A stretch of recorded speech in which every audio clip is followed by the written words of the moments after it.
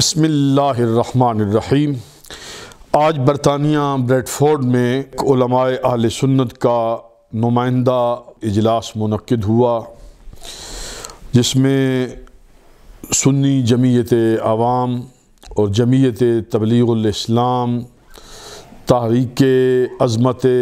آل و اصحاب رسول، اس کے قائدین نے شرکت کی، اور یہ اجلاس کافی طویل رہا، اور اس میں موجودہ دور میں مختلف جو فتنے ہیں اور دیگر جو امور ہیں، ان پر بڑی تفصیل کے ساتھ علماء نے کلام کیا، اور اس اجلاس کا جو اعلامیہ ہے وہ آپ نے ہمارے علماء اہل سنت سے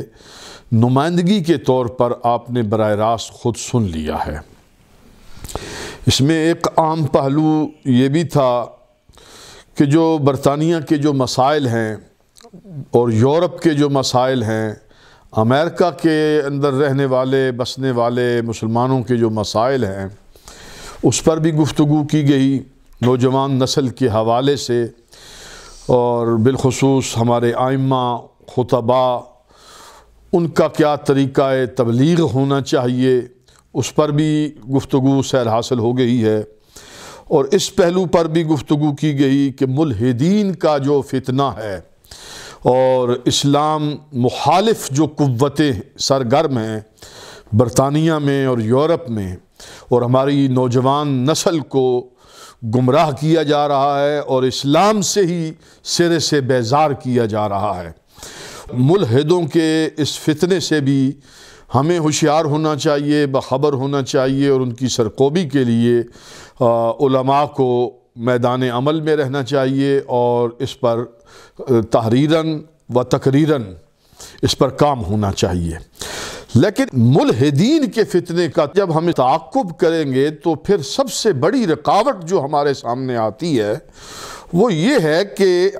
ہم مسلمانوں میں، اور پھر بالخصوص اہل سنت میں جو مزاج تھا، وہ ایک ایسا ادب کا، محبت کا ہمارا مزاج تھا، تعلیم تھی، تربیت تھی، ہم صوفیاء کے ماننے والے تھے، حضور علیہ السلام کی ناموس کے ہم پہرے دار، اپنی اولاد، اپنی جان و مال سب سے بڑھ کر ٹوٹ کر محبت کرنا، اور پھر حضور علیہ السلام کی ذات کے ساتھ جڑی ہوئی ہر نسبت کا حیا رکھنا، ادب کرنا، احترام کرنا، یہ سنیت کی علامت ہے اور سنیت کی پہچان ہے، اور ہمارا ترہ امتیاز ہے۔ یہی ہماری نشانی ہے کہ ہم حضور علیہ السلام کے صحابہ ہوں، ان کا ادب، ان کا احترام، مخدوم صحابہ حضرت سیدنا ابو بکر صدیق رضی اللہ تعالی عنہ سے لے کر وہ آخری صحابی جنہوں نے اس دنیا سے پردہ کیا، کل کے کل صحابہ کی عزت، عظمت، ناموس کے ہم پہرے دار ہیں، ان کے تحفظ کا عقیدہ ہم رکھتے ہیں۔ اسی طرح حضور سید عالم صلی اللہ علیہ وسلم کی آل ہے، اولاد ہے، اہل بیت اطہار ہیں، ازواج مطہرات ہیں، امہات المومنین ہیں، ان کی شان، عظمت، ناموس کے بھی ہم پہرے دار ہیں۔ حجت الاسلام پیر سید عرفان شاہ صاحب مشہدی، جو اہل سنت کے قائد ہیں، اور اس مسلک کی اور انہی افکار کی انہوں نے گزشتہ 40-45 سال سے نہ صرف برطانیہ میں، امریکہ میں، یورپ میں، پاک و ہند میں انہوں نے تبلیغ کی ہے۔ گزشتہ چند سال پہلے غالباً جون کے وسط میں 2019 میں ایک فتنہ نکلا لاہور سے، جو آج جسے ہر بندہ جانتا ہے، اور ہم کہتے ہیں کہ وہ ایک خطائی ٹولہ ہے، دجالی فتنہ ہے، جس نے مخدومہ کائنات، سیدہ کائنات، جگر گوشہ رسول سیدہ فاطمہ زہرا پاک کے لیے ایسے الفاظ بولے جس سے تمام اہل سنت، تمام اہل اسلام کے سینوں کو زخمی کر گئے۔ ہمیں تکلیف ہوئی اور ہم نے اس کا رد کیا۔ اہل سنت کی ہر خانقاہ، ہر مدرسے سے آواز بلند ہوئی۔ مجھ سے قبل آپ نے یہ سنا اور دعوت کے طور پر سنا کہ یہاں کے علماء کو مفتی ولی رضا صاحب نے یہ دعوت دی ہے کہ اور بتایا ہے کہ آپ اپنی پوزیشن کلیئر کریں۔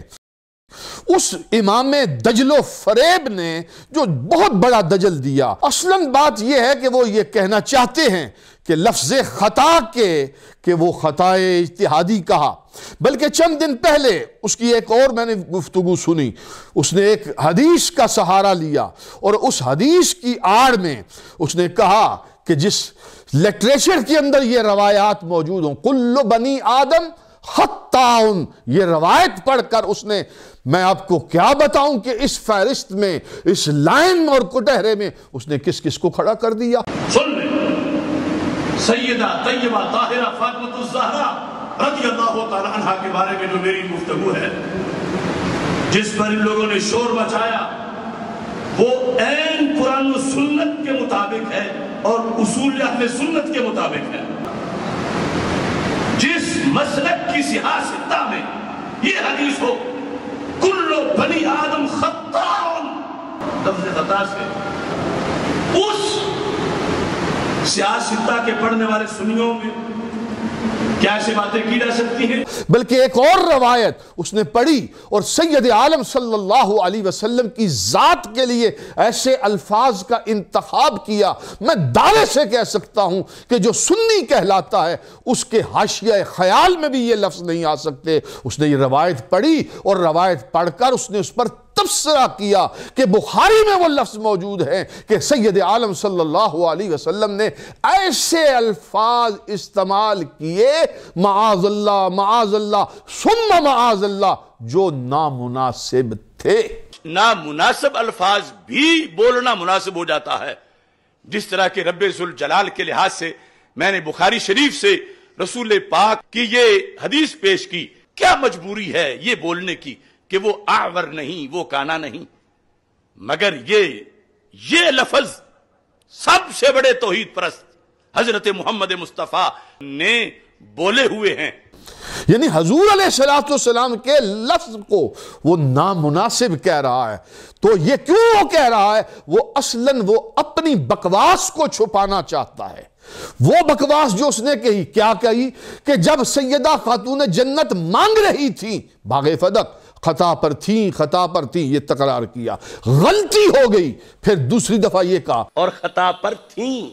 جب مانگ رہی تھیں خطا پر تھیں۔ حضرت فاطمہ رضی اللہ تعالی عنہا نے اگر یہ دلیل پیش کی تھی تو پھر بھی معصوم نہیں تھی،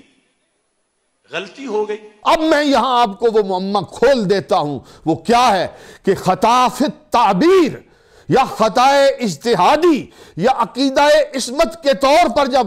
اہل سنت اور علماء کلامیہ جب یہ بیان کرتے ہیں کہ عصمت کا عقیدہ جو ہے انبیاء کے ساتھ خاص ہے، انسانوں میں صرف اور صرف نبی اور رسول معصوم ہیں ہر عیب سے، ہر گناہ سے، ہر خطا سے، یہ ہمارا بھی عقیدہ ہے، کل اہل سنت کا عقیدہ ہے، اس میں ہمیں کوئی کسی قسم کا شک و شبہ نہیں ہے۔ لیکن جب وہ یہ بیان کرتا ہے اشرف دجالی، تو وہ پھر آگے بڑھ کر اس نے اعلیٰ حضرت کی طرف بہتان لگایا کہ یہ فلاں عبارت اعلیٰ حضرت نے اس کا ترجمہ کیا۔ میں بریلی کے تاجدار کا لکھا ہوا ترجمہ دکھا رہا ہوں۔ اعلیٰ حضرت امام احمد رضا خان فتاوی رضویہ شریف کی 30ویں جلد میں یہ لکھ دیں کہ حضرت آدم نے خطا کا ارتکاب کیا تو وہ غلط نہیں، جلالی کہے سجدہ کے بارے میں تو پھر بھی غلط ہے، اگرچہ وہ حضرت آدم علیہ السلام کے بارے میں ارتکاب اور خطا کے ساتھ اجتہادی کا لفظ بھی نہیں، وہ لکھ دیں، پھر وہ غلط نہیں، ان کا رجوع بتاؤ۔ مختلف روایات پر مغالطہ دے رہا ہے، کوئی یہاں تک کہ ایک حدیث پڑھتا ہے،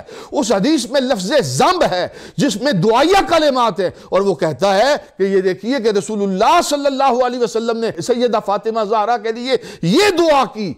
جس میں لفظ ذنب ہے۔ لفظ ذنب ہے، ذرا اس حدیث کا مطلب تو لوگوں کو بتا دیں جن کے اندر خصوصی طور پر سیدہ فاطمہ رضی اللہ تعالی عنہ کے لیے رسول پاک صلی اللہ علیہ وسلم نے لفظ ذنوب کا استعمال کیا۔ عملتی ہے جو آپ نے کیے ہیں، جس مسلک کے اندر ایسی حدیثیں ہوں جن کے اندر لفظ ذنب ہے، اس مسلک میں خطا اجتہادی پر اتنا طوفان بدتمیزی اٹھایا گیا۔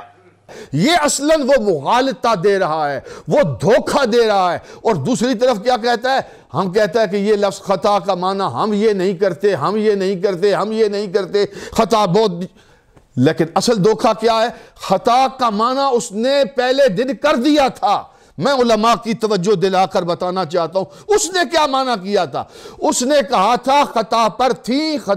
تھی، غلطی ہو گئی، یہ دو باتیں۔ تیسری بات اس نے یہ کہی تھی کہ حضرت جناب سیدنا ابو بکر صدیق رضی اللہ تعالی عنہ نے باغ فدق نہ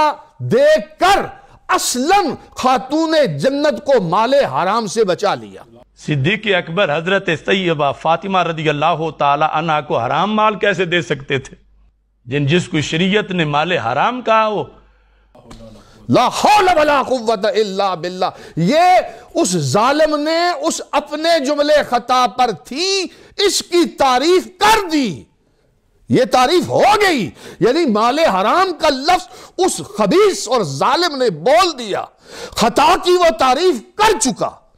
اب جتنی باتیں کر رہے ہیں وہ دجل ہے، دھوکہ ہے، فریب ہے۔ ہم اس پر سینکڑوں بار گفتگو کر چکے ہیں، کئی گھنٹوں کی ہماری گفتگو ہے۔ آج کا یہ اجلاس اختتام پذیر ہوا ہے کہ جس طرح کا بھی کوئی دجل دے گا، دھوکہ دے گا، فریب دینے کی کوشش کرے گا، اور حضرت سید عرفان شاہ مشہدی جو پہلے دن سے اسی موقف کے علمبردار تھے اور ناموس سیدہ زہرا کے پہرے دار تھے، جس موقف پر وہ پہلے دن کھڑے تھے، آج بھی اسی موقف پر کھڑے ہیں، اور ہم جب تک زندہ ہیں اس فتنہ خطائیہ کا تعاقب کرتے رہیں گے۔ اور ان کے جو ہم نوا یہاں، اگر اولاً جس طرح مفتی صاحب نے کہا، اتنی جرت آج تک نہیں ہوئی کسی کو کہ وہ اعلانیہ طور پر کہے کہ ہم اشرف دجالی کے موقف کے ساتھ ہیں، لیکن اگر تم کسی طرح سے بھی ان کے لیے سہولت کاری کا کام کر رہے ہو اور کر رہے ہو تو آؤ ہمارے سامنے، ہم آپ کو دعوت دیتے ہیں۔ جس طرح علماء نے آپ کو کہا، ہم نے کوئی ایسا بدتمیزانہ لفظ آپ کے لیے انتخاب نہیں کیا،